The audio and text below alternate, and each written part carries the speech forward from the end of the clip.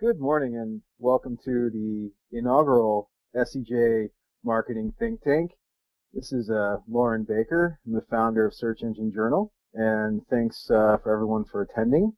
Today our first guest is going to be Kelsey Jones. She's a managing editor of SEJ, and we're going to get into some really relevant topical material. You know, over the past year or so, if not more, there's been a trend in overall digital marketing to start becoming the publisher yourself, launching blogs, getting your content out there, things that really represent your brand, and also build engagement around your brand, social sharing, and drive inbound natural links. So what better way to go through tips and tricks and techniques on launching editorial blogging / content strategy than talking to someone that runs one of the top search blogs in the world, being Kelsey Jones at Search Engine Journal.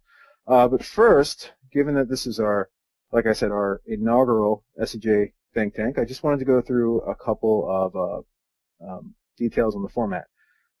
Kelsey's going to be speaking and presenting, and during the presentation we're going to take 2 breaks to share some polls and questionnaires with you as the audience. There will be 2 polls. We'll give everyone in the think tank about 30 seconds to complete, and then we'll be sharing the results afterwards, not only to you, but also in a follow-up post on Search Engine Journal. This presentation is also being recorded, and if anyone's interested in the video afterwards, please feel free to contact Danielle, the webinar admin, on this. We'll be sending that contact info afterwards in a thank you email. But let's get things started. So how's it going, Kelsey? You ready to get rolling? Yeah, definitely. Thanks for having me, Loren. Okay, so like Loren said, we're going to talk about editorial management for blogs today. As he mentioned, my name is Kelsey Jones. I'm the managing editor of Search Engine Journal, so I'm in charge of the entire editorial process. I have managed blogs from big to small, so Search Engine Journal, as you know, is a large blog. It gets about 1 million unique page views per month, and then my own sites get about 4,000 to 5,000 hits per month. I have contributed to several outlets as a writer as well, which I think definitely helps me with the editorial process. So I've written for Marketing Land, Search Engine Land, and then I also currently write for Social Media Examiner. And I also have a background in creative writing in English and journalism, which has definitely helped me as an editor. Since I've been the managing editor for Search Engine Journal and have helped them create their editorial guidelines, which I'm going to cover today because they didn't have before I came on, page views have increased about 35% and visits have increased about 45% when you compare it to the same time the year previously. So this uptick in an increase in content quality and standards has really helped our traffic grow.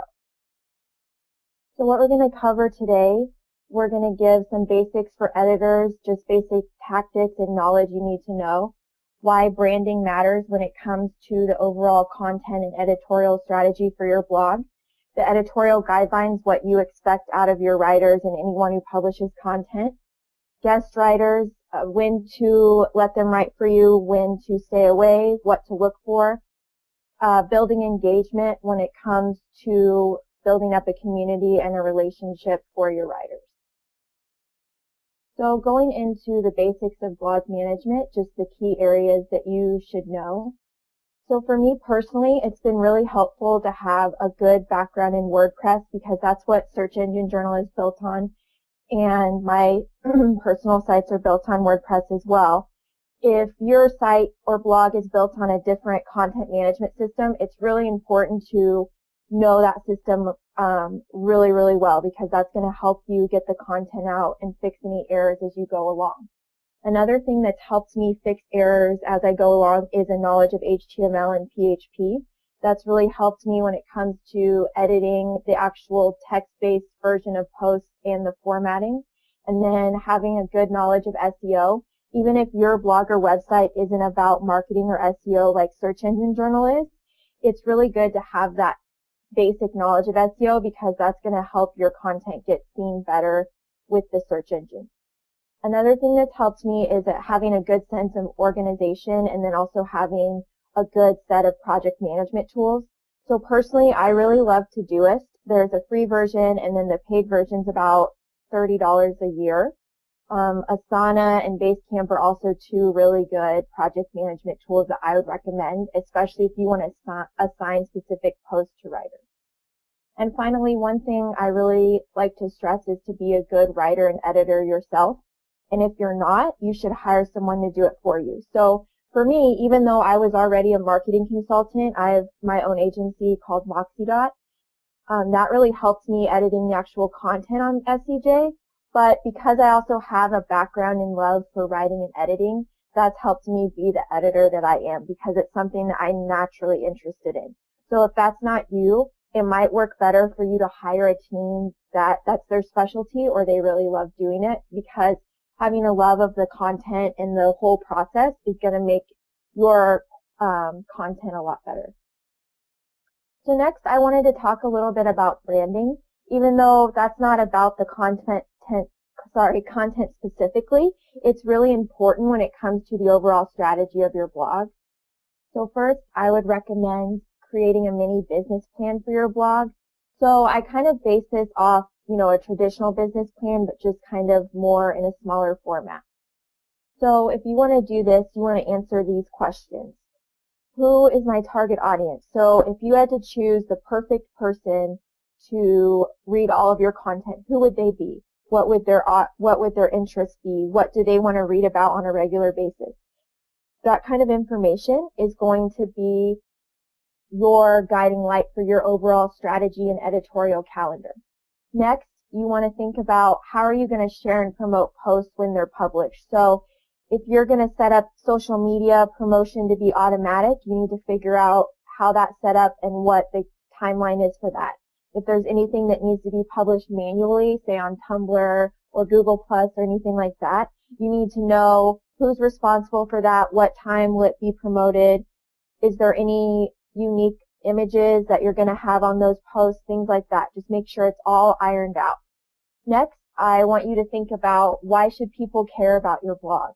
There's so much competition when it comes to blogging in almost any industry, even if you're in a really industrial industry or manufacturing. That competition is growing every day. So you need to think about why should people care about your content and why do you want them to read you every day. And then finally, think about what's a concrete milestone you can set for your blog. So something I did when I launched my first website is I said, okay, I want to get, 1,000 unique page views per month in the next 3 months. And that was something really small that I thought was manageable, but because it was a concrete milestone that had specific dates and numbers, it really kept me motivated and accountable for the work I was doing on my site. So another good aspect of branding is to have a really good design and logo. Even though that is sometimes a costly expense, it's really worth it to have that great design because that's going to translate into what people think about your content. If you have really high quality content, but the design makes it hard for people to navigate or hard for them to read the words, they're going to leave and not come back. So when it comes to logos, you want to think about all the logos you instantly recognize from afar. So here are the first 3 that I just instantly thought of. IKEA, if you see that blue and yellow from afar, if you're in the U.S. or anywhere else in Europe that has an IKEA, you instantly think of that home goods store. Same with Target. If you see that red bullseye, you automatically think of Target. And then Coke uses kind of a vintage logo that is a throwback to their history and how long they've been in production. So you want to have a logo that is just as memorable, whether it's a specific symbol like Target or you use a specific font or colors. It's really important to take the time to think about what you want the logo to convey and then make sure it's something that you can use over and over and it won't get outdated. So again, like I said before, it's really important to spend the time and resources to have a really great layout and branding for your site. I know that is really costly depending on where you get the design work from, but it's worth it, I promise you. People subconsciously judge and evaluate websites by their design. Like I said, even if the content's great, if the design's bad, they're automatically going to think that your content's bad or you're not trustworthy. So I really want to emphasize that it's important. Another important aspect of design is the colors and branding. So a good example of this is Search Engine Journal. If you see in the bottom right-hand corner of my slide, the green in Journal matches up with the green in my slide. And because our great graphic designer Paulo designed this presentation for me, he used different shades of green and different fonts and images that we also use in our own promotional material in our own website. So it's kind of tying it all together. So even though we're doing this webinar on GoToWebinar, it's also reinforcing that I'm part of Search Engine Journal through the branding and the colors. So that's something you want to think about as well.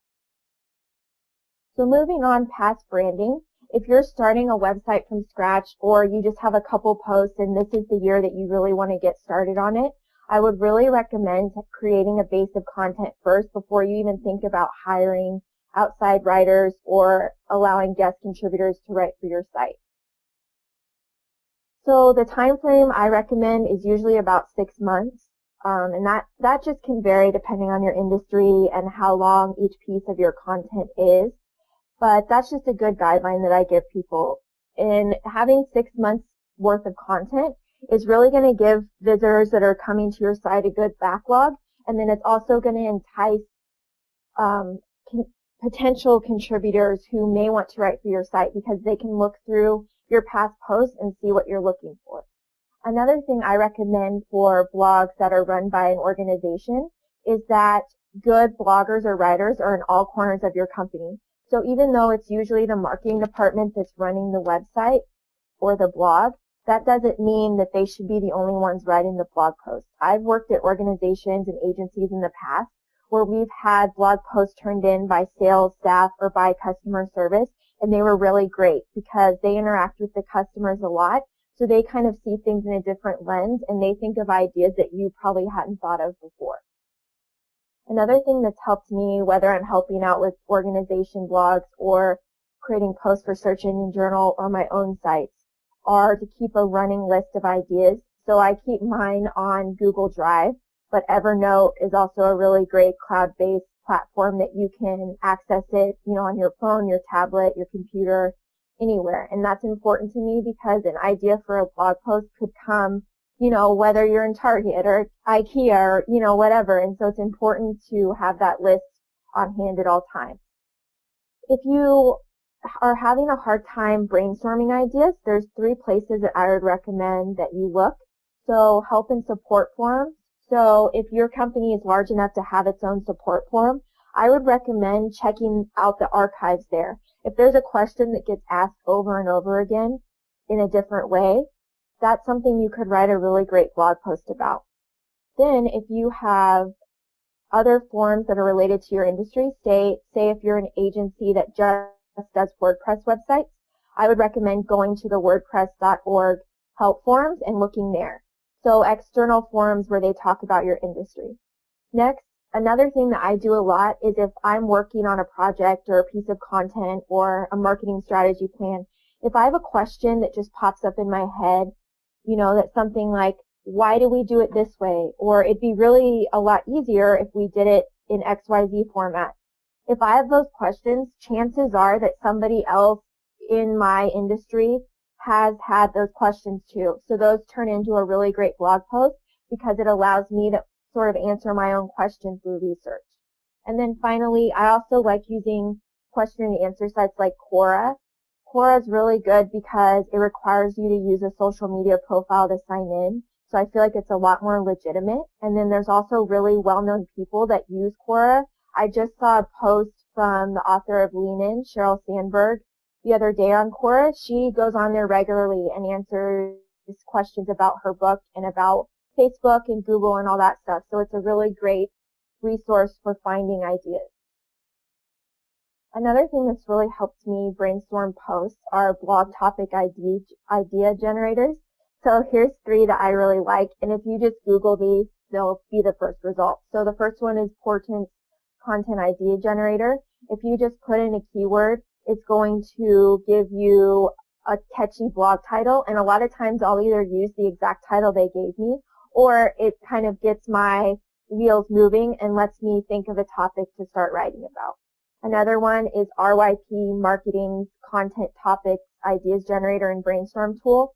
So that one you also put in a keyword, and then it automatically fills in top questions from question sites like Quora or Just Answer, Blurt It. And that really helps me see a lot of things at once, so I can figure out, okay, which of these should I include in my next blog post. And then finally, HubSpot's blog topic generator is really great because it gives you 7 ideas at once. Well, it's either 5 or 7. So you put in a couple keywords, and its whole gimmick is it gives you a week's worth of blog posts at once. And all of these tools are free, so I really enjoy using them because it just kind of gets my wheels moving and makes things a lot easier when it comes to creating content. So now we're going to cover a poll question which Loren is going to lead. Sure, thanks, Kelsey. And just to let everyone know, after Kelsey's done with her presentation, we're going to have a Q&A session.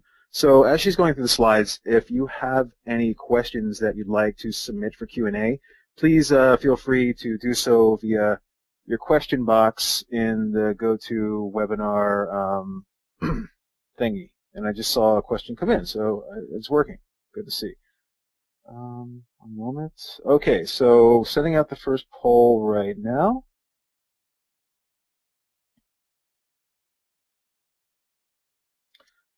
You all see the question. In your opinion, what is most important when starting your blog?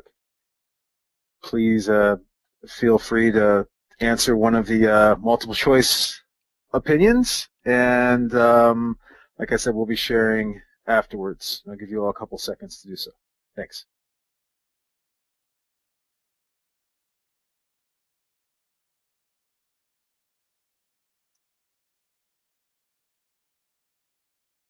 All right, about 5 seconds to go, and looks like about 60, 70%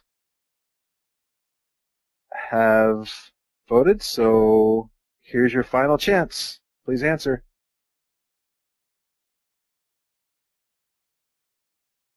Alrighty then, we hit 70%. So the poll is closing. And Kelsey, handing things back over to you. Thanks, Loren. Okay, so moving forward, once you get that base of content, you want to start looking at shaping your editorial guidelines. So your editorial guidelines are just basically what you expect out of your writers.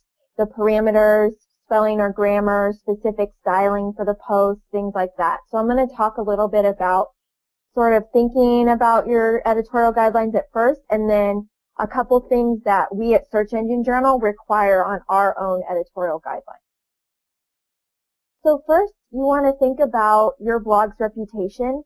One thing that I think is really important when you're shaping your editorial guidelines is to think about reputation, because it's setting a standard so your audience knows what you are or are not expecting out of your writers. Another thing that's really important for creating an editorial guideline document is because people try to push the envelope, so it's important to set those boundaries. So many times writers will try to slip in a link or try to slip in content that's not up to par. And so if you have those editorial guidelines already in place, that's just going to help set expectations so your writers and your audience know what you are expecting out of the people that are producing the content on your site. Another thing that really helped me when I was helping our team at Search Engine Journal shape our editorial guidelines is to read up on competitors. So 2 RSS feeds that I really enjoy are Bloglovin and Feedly. They're both free, and they both have an app version as well as a browser version. So you just subscribe to some of your competitors' RSS feeds, and it automatically pulls in those posts all in one place. So I look at those daily, and it helps shape our editorial guidelines because I kind of got a feel of what they were expecting out of their writers. It wasn't to copy them or do exactly what they did. It was just, gathering research and figuring out, okay, they expect this. Maybe we could do better. Maybe there's something they don't require that we should require. So that was really useful to me as part of the process. So some of the most important editorial guidelines that we have on search engine journals are the following, and I just want to say, if you look at the bottom of the screen, there's a short link for Search Engine Journal's Editorial Guidelines, and Danielle, our moderator, is going to leave the exact link in the chat window of this webinar right now. So if you want to go to those during the webinar or after I'm done, it can let you see our real live editorial guidelines, which are public and anyone can look at it anytime. So moving forward, here are just some of the 4 top-level editorial guidelines in our document that I would say are the most important. Obviously, grammar and spelling is really key. That's not only going to increase the credibility of your content, it also saves you and your staff's time. So me and my editorial team, we don't want to waste our time correcting people's terrible spelling over and over, or their terrible grammar over and over. If you want to save time, you need to have writers that are good, experienced writers that are going to turn in a post that doesn't require a lot of edits. And having requirements on good grammar and spelling is part of that. Next, another thing that we focus on a lot is proper photo attribution, which is probably a webinar in and of itself. But we require all of our writers to either use Shutterstock, which we have a site-specific license for, or Creative Commons images.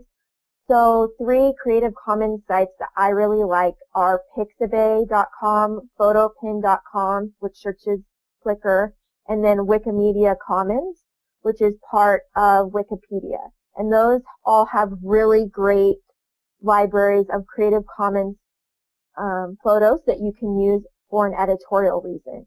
So Creative Commons is really complicated.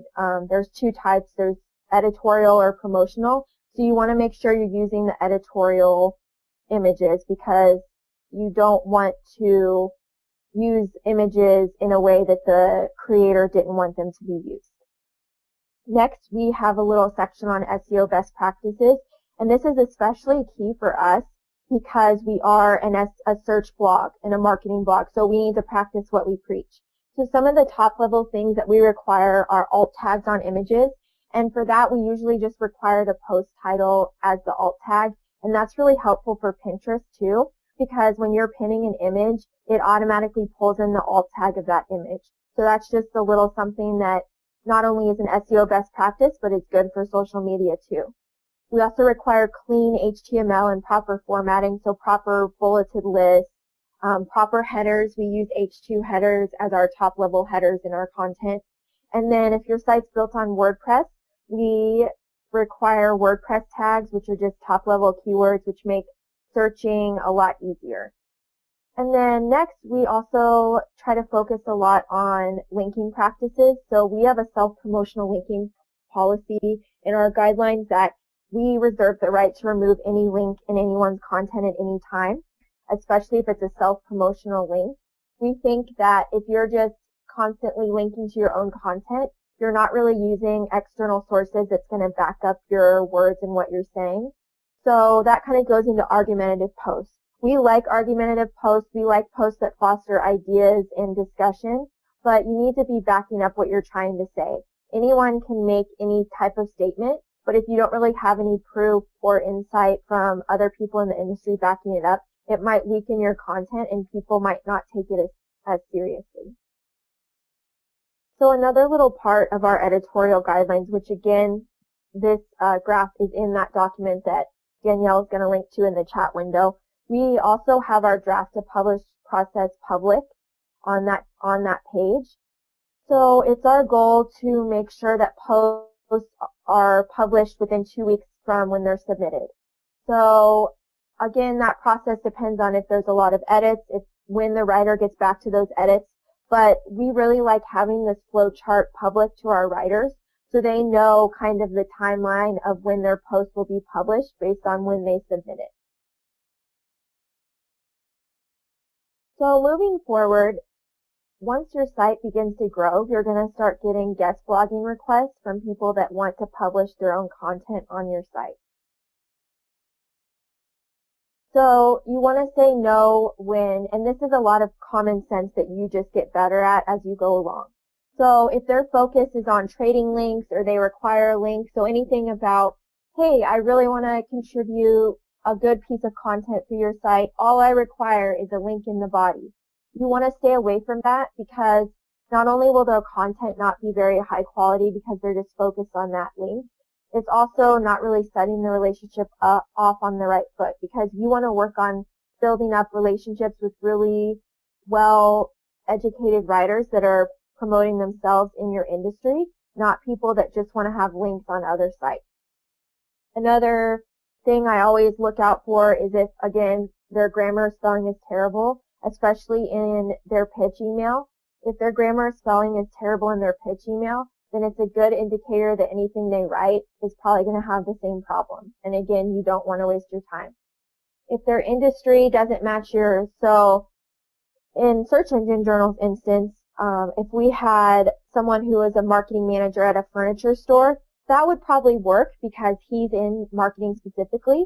But if I had, a sales manager from a candle company try to contact me about doing a post about candles, that's not going to work for Search Engine Journal's audience. If the person that's pitching you doesn't have any applicable writing samples, that's something that I'm always really wary of because you don't know the type of content they're going to send you. I have asked potential writers to send me a post, even if they've just written it for me without promising that it'll get published, because that's going to give me a good indication of whether or not I want to have their content on Search Engine Journal. Another thing is if they look fake, if they seem too good to be true, if their photo, if they look too handsome to, really be in internet marketing, that's something you might want to look out for.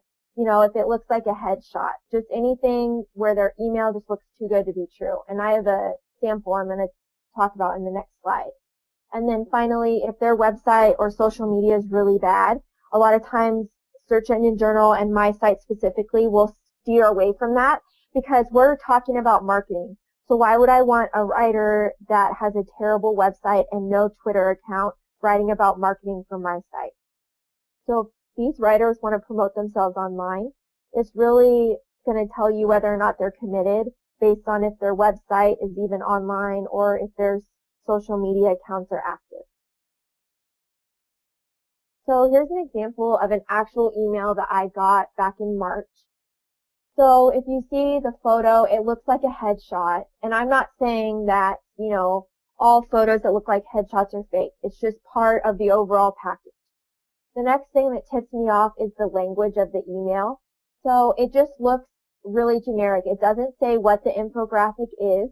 And then it mentions our entire URL, which would make it really easy for them to just plop in a URL that they're trying to pitch to. So that's telling me that they're probably pitching hundreds of sites, just using the same email and just plopping in the different URL. Another thing is, and again, this doesn't mean that they're fake, but if they are using a free hosted site like from Weebly or Wix or Blogger or WordPress, and if you go to it and it just looks very generic, like anybody could have put in that content or anybody could have written the content that they have as a sample on their site, that's just something that's going to tell you that this might be a fake person. Another thing that also tips me off is if their name is really, really common. She had a really common last name that just didn't seem like it was a real person. It's just kind of taking all these pieces and putting them together as a whole that's going to allow you to figure out if they're fake or if you want them to write for your site.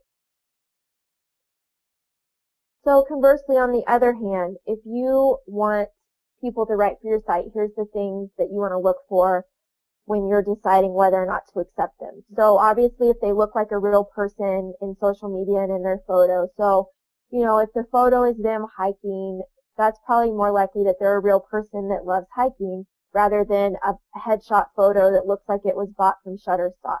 One thing me and Danielle do a lot of is we'll reverse image search people's photos that are trying to write for us to see if that comes up in any search results on any stock photo sites or anywhere else where the name doesn't match. And you can upload images on Google in the image tab and it will search that image for you. TinEye is also an image search site that I use sometimes. So if their photo looks legit and their social media looks legit, then that's a good sign that you want to say yes to them. If they pitch you applicable ideas that are directly related to your site, that's usually a good thing, that they're committed to being a good writer.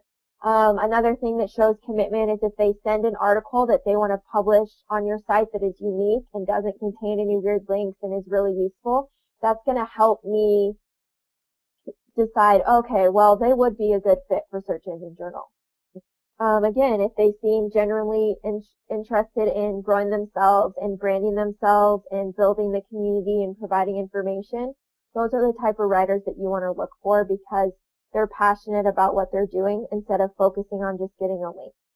And another thing that is just a little tip, for me personally and probably the majority of other editors out there, if they address you by name, that shows me that they took the time to go to the About page, which actually only takes a few minutes, and find out who the editor is. So if they say, "Hi Kelsey, I wanted to talk to you about writing for Search Engine Journal," that's showing me that they took the time to figure out that I'm the editor who decides who is writing for us or not. So next we have another poll question, and Loren, take it away. Kelsey, thanks so much. And just to let everyone know, for the first poll, what's most important when starting your blog, we had 71% of the ThinkTank voted. The most popular was knowing your goals ahead of time, 44%, followed by a base of high-quality content at 41%. So it looks like content and goals are some of the most important aspects that people are thinking of when they're launching their blog. Next poll question. In your opinion, what is the most important quality when it comes to accepting a new guest contributor? So I'm sending this out right now, and just as a reminder, we'll keep this open for about 30 seconds, and then, of course, sharing the results afterwards. So here you go. Poll launching.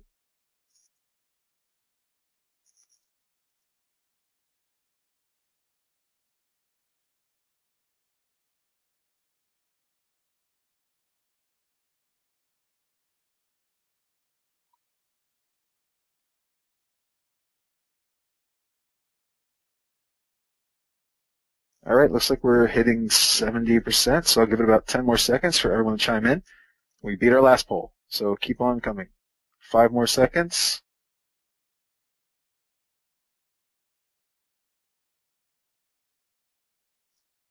And closing the poll. Thanks so much. And also a reminder that I've had a couple of questions during Kelsey's presentation. We will be sending out a recording of the webinar as well as the slides via SlideShare. So handing it back to you, Kelsey. Thanks, Loren. And also to add on that, if any of you guys want to email me with questions, my email address is Kelsey, K-E-L-S-E-Y, @searchenginejournal.com, and I can try to help you too if we don't get to your question during the Q&A after my presentation.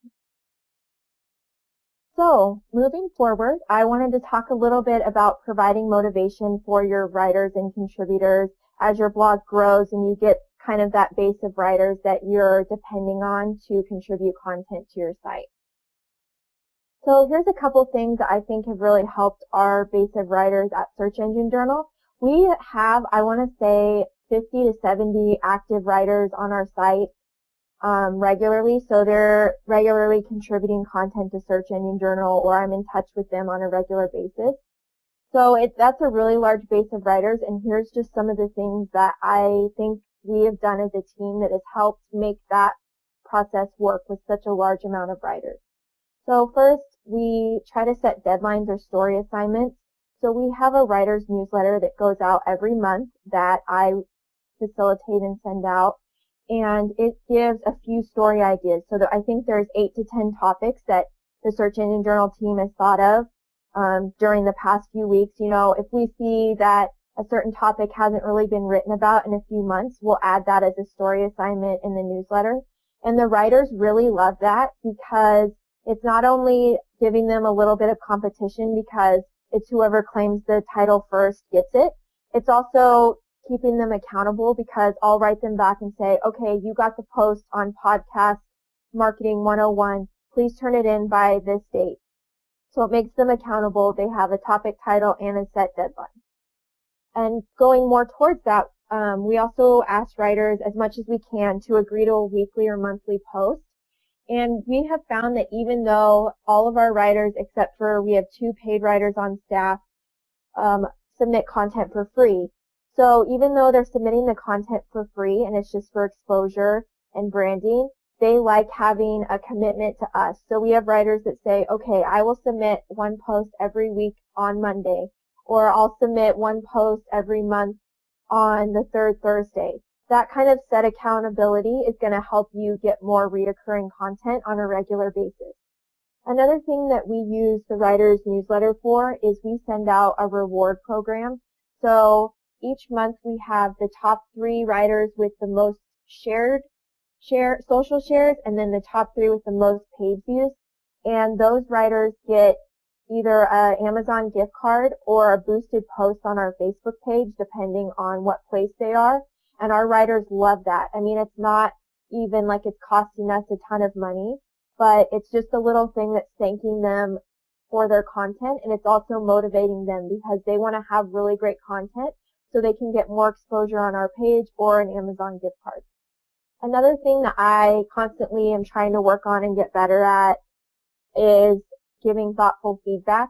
So Cindy King at Social Media Examiner is really, really good at this. She's kind of inspired me. The way it works there is you give a couple post titles, and she will come back with to you with notes. So she'll say, okay, this post title won't work because X, Y, Z. This post title could work if we added in this part. And that kind of specific feedback is really going to help your writers figure out what you're expecting out of them. And it also shows them that you care to read their content and you took the time to evaluate their content and ideas.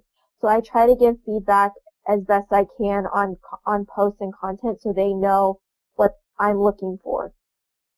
And then finally, I try to build up writers as much as I can. So I'll comment on their posts with a thoughtful comment that is, engaging in the comment discussion that's below their post. I'll share their posts on social media, even if it's not even published on Search Engine Journal. If it's published, on their own site, I look for those and I'll share those on my personal account. We also, anytime a writer's speaking, they can email our news writer, Matt Southern, and he puts together a little roundup of our writers that are speaking at specific conferences. So that's just a way we can give back through promoting what the writers are up to. And I also try to interact with writers as best I can on social media. So I'll follow them on Twitter, I'll add them on LinkedIn, I'll circle them on Google+, I'll follow them on Pinterest. That's just showing that I'm interested in what they have to say, and I just want to build that sense of community with them.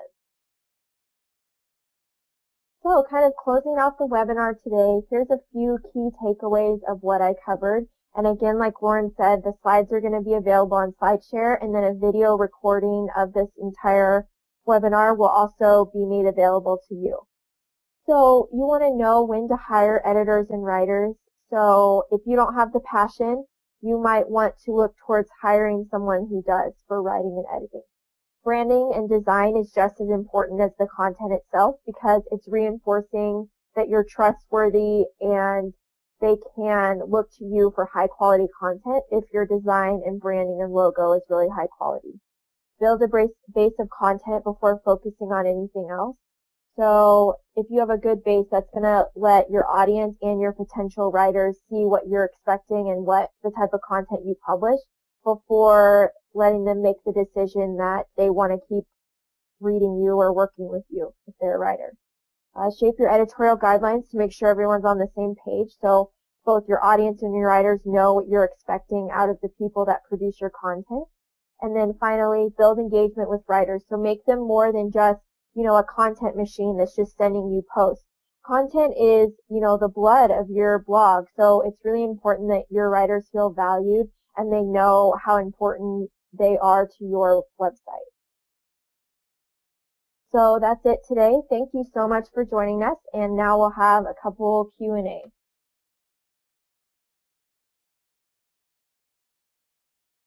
Great. Thanks so much, Kelsey. And just to remind everyone, we're going to dedicate the next 10 minutes or so to question and answers with Kelsey, and I'll probably chime in a little bit myself. So in your GoToWebinar box, you will see a question area. Feel free to type in your questions, and we'll go down the line from there. So, first question comes from Melanie Osman. Is it a good idea to have content build up before going live? And if so, do you launch all that content at once when you go live to have a good base, or is it important to still publish in intervals? And Loren, you can chime in too, but I would say usually when I launch a new blog, I try to have, 10 posts, 10 to 15, and have them all at once that are published all at once. So if a user does find your site, that at least gives them some stuff to look at. And then I would just kind of build it up from there. Yeah, agreed. I've seen a little bit of both and done a little bit of both. Like it's nice to have some kind of base, just in case, like you said, someone does go to the site and it gives them a reason to really click around and increase pages per visit and stuff like that. So 5 to 10, typically enough to fill up the homepage, and then add from there with the intervals that make sense for you. One tip also is that if you're launching a WordPress blog, please delete the Hello World default first post, and also the About page and just another WordPress blog tagline. It's kind of funny when you actually search Google for just another WordPress website. There's millions of WordPress-powered blogs that show up. So thanks there, Melanie. Also, I did receive some questions during Kelsey's presentation about links to some of the tools and looking at some of the slides. So in terms of the list of the photo sites and some of the tools, we'll be following up with a post on SEJ with links to all of these tools, and also sending it out to all of the attendees. Next question comes from Peggy Hodap, and it's about paying guest bloggers. So ballpark amount that you would usually pay a guest blogger, or do they typically do this for self-promotion? So I guess really the question here is two-part. One, do we pay guest bloggers, and two, is it, whether SEJ or other sites, are there typically any rates or whatnot for paying guest bloggers for content? So as I mentioned, there's only 2 writers on Search Engine Journal that are paid. So Matt Southern and Albert Costel are paid writers. The rest of the writers, besides the SEJ staff, so obviously me and Loren and Janice and Danielle and Debbie, they just contribute content for the exposure. I will say that you probably aren't going to attract high-quality writers that want to write for free unless the traffic's there. So the reason why we're able to have such really great writers that write for free is because we have over 1 million page views per month and growing. So I would recommend that if you have a blog that you really want to have great content, it's worth paying the writers to have that content, and because great content is going to generate the traffic, and then the traffic will hopefully bring in really great writers that will write just for the exposure.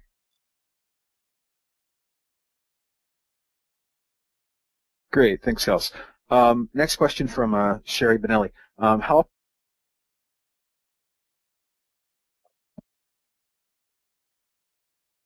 So how often do we look for new writers at Search Engine Journal? So publicly, we aren't accepting guest writers, but we do still get pitches, and then we also get referrals from either existing writers or people on the SEJ team. So I feel like we're lucky enough to not have to go look for writers. Usually people email us asking if they can write for us. But if you're a site that's not really having that and you want to look for writers, I would recommend, if you're not going to pay them, Sometimes Craigslist is okay, depending on where you're publishing your social media profiles. You could do a blog post saying that you're looking for new writers. Just look for those public channels that you have that you could just mention, hey, we'd really like some great writers for our site. Email newsletters, word of mouth, other employees or colleagues. Just think of anywhere where you could have a good avenue for asking people if they'd want to write for your site. Awesome, thank you. I have another question from David Lloyd about content scheduling. So what are your thoughts on Hootsuite or Meet Edgar or some of the other tools out there for scheduling content syndication in social? So at Search Engine Journal, we use Buffer, which we love because it allows you to add multiple team members to several different accounts. So me and Aki and Catherine, who are on my editorial team, and Debbie, who's our social media manager, we all can add posts to Search Engine Journal's Twitter feed on Buffer, and then we can all see who added it. We can approve posts if they need to be approved, depending on the permission level. So we definitely love Buffer. We schedule evergreen content pretty far in advance, and we also schedule tweets for events. So when we were at PubCon, our entire team, except for a couple people, were at PubCon in October in Las Vegas. So we schedule tweets ahead of time to promote our team's speaking engagements. So I would definitely say it's a good idea. Another really cool thing that Edgar does and Buffer also does as well is it allows you to republish posts you've already scheduled. So that's kind of what Edgar is all based around. But in Buffer, if you go to the Analytics tab and then you mouse over a post that's already been sent, there's an option in the bottom right corner. It says rebuffer this post, and it re-adds it to the queue so you can publish it again. At Search Engine Journal, we don't have a set strategy for when we re-promote content. So it's not something like if Debbie says, okay, this post was published Monday, we're going to send another tweet promoting it the next Monday.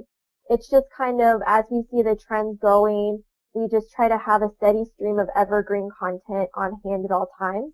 I'm not saying you shouldn't have a set strategy. It's just because we have so much content, it's really difficult for us to create that type of timeline. Awesome. I'm going to merge a couple questions together here from Satish Bhakta and Arnab Das. Is basically, how much SEO focus do you have when planning on writing a blog post or writing a blog post, and how important is it to add and incorporate industry-specific keywords into the blog posts themselves? So I almost feel like SEO copywriting is a whole talent and skill set in and of itself, and it's something you just kind of learn through experience. So obviously, if I'm going to write about, I don't know, the top 5 tools for content marketing, obviously the focus is content marketing tools, but I don't really ever think to myself, okay, I need to have the keyword content marketing tools in my content 3 times. I just naturally write, and usually it works out. The only time that I try to focus on keywords when it's natural is I'll include it in the header. So I'm not going to say content marketing tools as a header if my post title is 5 content marketing tools. But if there's a way I can naturally fit in a top level keyword in a header, sometimes I'll do that.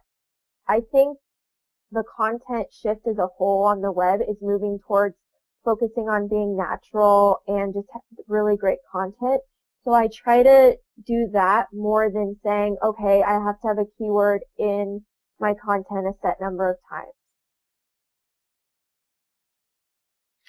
Yeah, I think most editorial writers and bloggers and SEOs deal with this on a daily basis. Like I always say, write for SEO, but don't write for SEO, right? So like, one thing you might have one thing that's really important is like every keyword has a synonym or semantic modifier. So, look at other ways to, I guess, say your keyword. I mean, for a long time, like For a long time, Starbucks.com ranked for the Google query coffee without even having the word coffee on their homepage or their title. Wow. So like, which means that like Starbucks itself has become a synonym for coffee. They have it now on the site. I guess they had an SEO take care of that. But it's just Google does a very good job of associating similar terms with what people are searching for.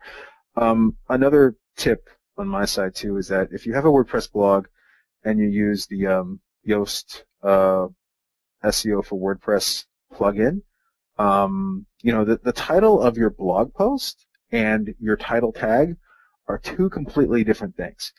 By default, WordPress posts your blog title or your blog headline as your title tag, but if you use and install Yoast's SEO for WordPress plugin, it gives you an additional field to write out your title tag. So your headline or your post title is what will come out via RSS or what people will see on the blog and everything else.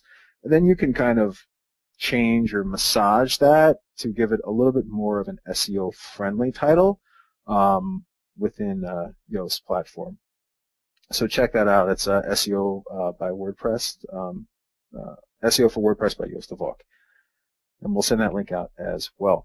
A question from Lisa Roan. Her company is kind of hitting their cap in terms of finding quality writers to write about design and things like that on their website or their blog. Do you have any tips of places to find quality bloggers or writers or some sites where you may be able to find and hire some authority writers?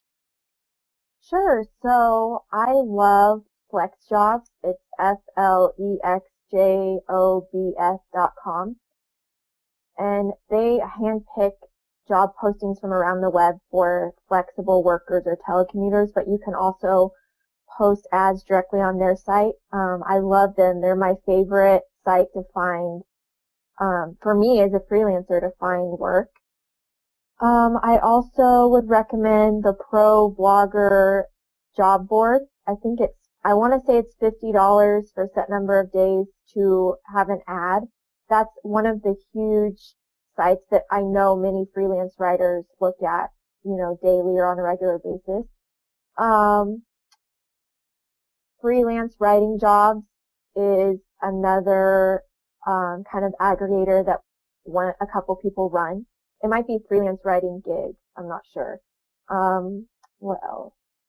Sometimes I've had good luck with Craigslist on both ends, as hirer and as a writer. I will look at postings in New York or in other major metropolitan areas and just say you allow them to work from home. And because that's a bigger concentration of people, sometimes you'll have better luck finding writers. I would also recommend, if you don't really care about experience but you want writing skills, you could look if there's any local colleges or universities in your area that have a career and employment services office. They might have an online job board, so you could hire students to write. Let's see. Trying to think of others. I think you can do unique posts on Indeed.com, INDEED. They're also kind of a job aggregator, but I believe you can do unique posts on there as well. That sounds like a top 10 list to itself, top 10 places to find bloggers online. Another place, especially if you're, I guess, an enterprise company, and by enterprise I mean just having a lot of budget, is Contently.com.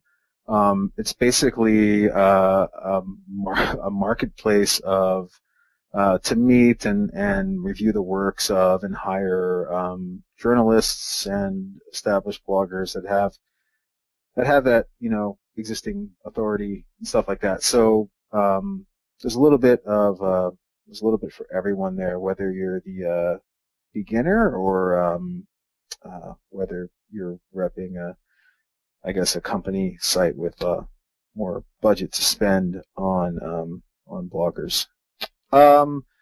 Final question, because we only have a couple minutes left, is if we're using idea generators, or if we're putting together ideation, and I guess really managing a group of writers as a whole, how do you end up, or how do we avoid ending up with the same article title, or the same content, or keyword as like keywords in the post or title as like hundreds of other blog posts out there? Like, how do we make sure there's no overlap within SEJ, or with, in our case, other SEO tutorial or news websites? I think, so first I'll answer just more generically. So I think one thing that's always going to make your blog or your organization stand out from anyone else is if you inject your own personal experiences. So if you have your own data that you can supply, that's something no other site is going to have. Or if you have, findings that you found based on your industry, that's something no one else is going to use or have. As far as search engine journal, it is hard not to do the same thing over and over because, there's that saying that everything that you can think of has already been done. So I try to think of, okay, well, let's make it unique. So instead of a post that's just about a beginner's guide to SEO, maybe it would be more useful to have a post on one tiny aspect of that and have a huge piece of content about it. So instead of an overarching guide about how to get started with SEO, maybe you write a post just on alt tags, or you write a post just about title tags, something very, very specific. And that the more specific and niche you get with your content, the likelihood is that the less competition you'll have. Great, thanks so much. There's also one more question, and I'll make an exception to the rule. Let this go a couple more minutes. Besides getting their face on SEJ or a blog, what's the benefit of contributing to a site like ours rather than writing on a company's own site?